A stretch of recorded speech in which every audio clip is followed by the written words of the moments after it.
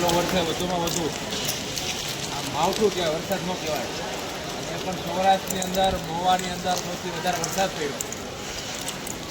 લગભગ મગફળીના પાકને ખૂબ જ મોટા પ્રમાણમાં નુકસાન એવું થયું છે કે ખેડૂતો ખેતરમાંથી મગફળી લાવીને યાર્ડમાં વેચવા આવી શકે એવી સ્થિતિ નથી રહેતી, અને કદાચ લાવશે તો પણ એ ખૂબ જ ઓછા પ્રમાણમાં હશે.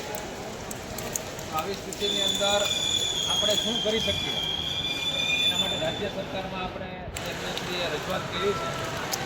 પણ આ કુદરતી જ્યારે આફત હોય ત્યારે ગમે એટલું આપે તો પણ ઓછું પડે, એટલે રાજ્ય સરકાર એના નીતિ નિયમો અને ધારા ધોરણો મુજબ ગઈકાલે કૃષિ મંત્રીશ્રી આવ્યા હતા અને વાત કરી છે અને યોગ્ય કરશે, અને આપણે વિશ્વાસ છે કે સરકાર ખેડૂતોની સાથે રહેશે.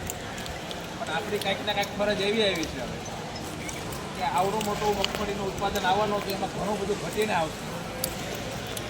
ખેડૂતોને તો હજારોથી લઈને લાખો રૂપિયા નુકસાન થયું છે, પણ આપણા વેપારની અંદર આપણે ક્યાંક ને ક્યાંક નફો થતો હોય છે, ક્યારેક નુકસાન પણ થતી હોય છે, પણ ખેડૂત જેટલી નુકસાની તો આ વખતે આપણે નહીં થાય. તો આપણે કંઈક એવો સંકલ્પ લઈએ બધા વેપારી વચ્ચે કે નહીં નફો કે નહીં નુકસાન, આ વર્ષ 1-2 મહિના જ્યારે આપણે સિઝન હોય તો એ રીતે વેપાર કરીએ અને વધારેમાં વધારે ભાવ મળે એવા પ્રયત્ન આપણે બધાએ સાથે મળીને કરવાના.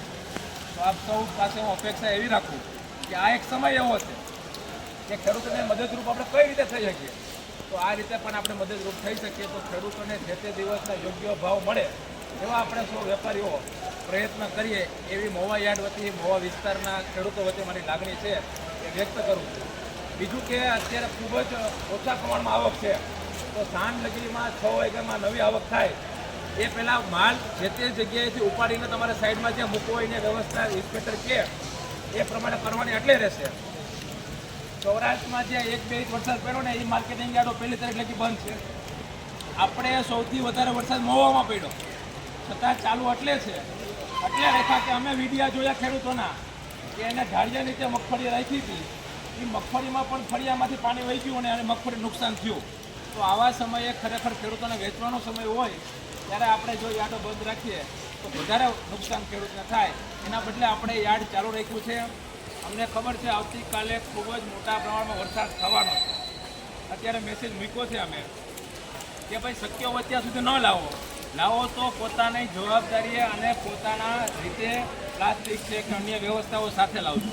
કારણ કે જ્યારે વધારે આવક થઈ જાય તો જ્યાં લગી શેડમાં વ્યવસ્થા હોય ત્યાં લગી આપણે શેડની અંદર ઉતારશું, બાકી નીચે ઉતારવી પડે.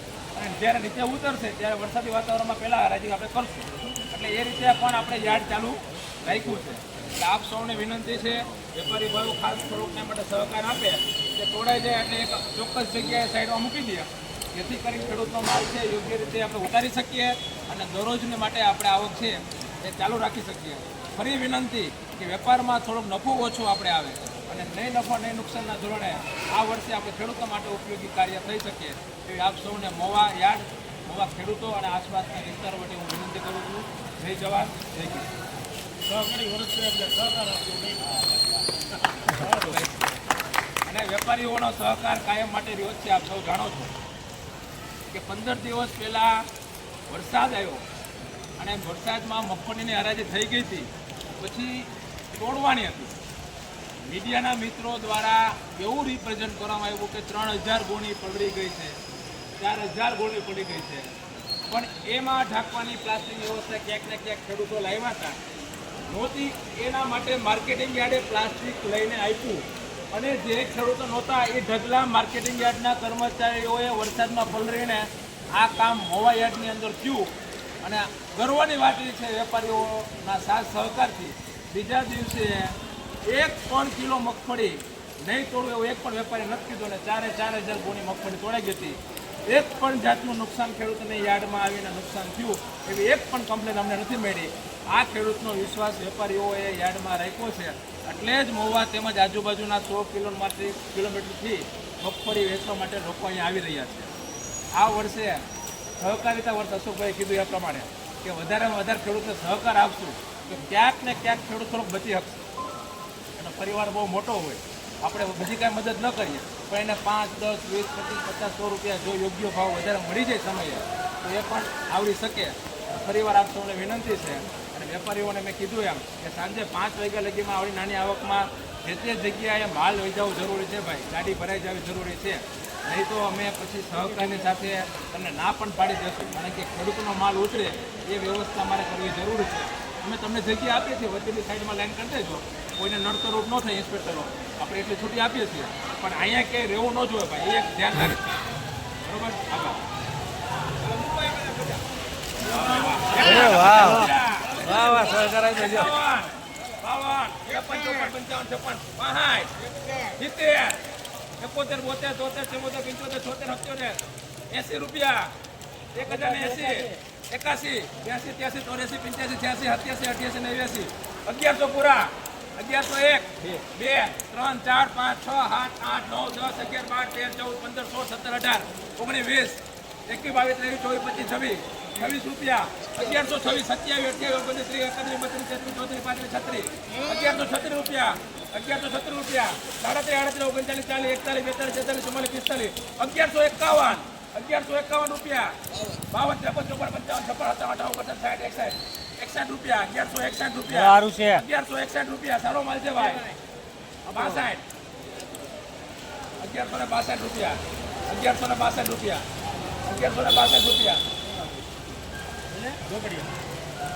ચોકડિયા 1162 રૂપિયા, 3 વાર ચોકડિયા. આ જ રીતે ભાઈ સાથ અને સહકાર આપજો, અને ખેડૂતોને આપણે મદદરૂપ થવા માટે મોવા યજ્ઞ પેલી પહેલ આપણે કરીશું.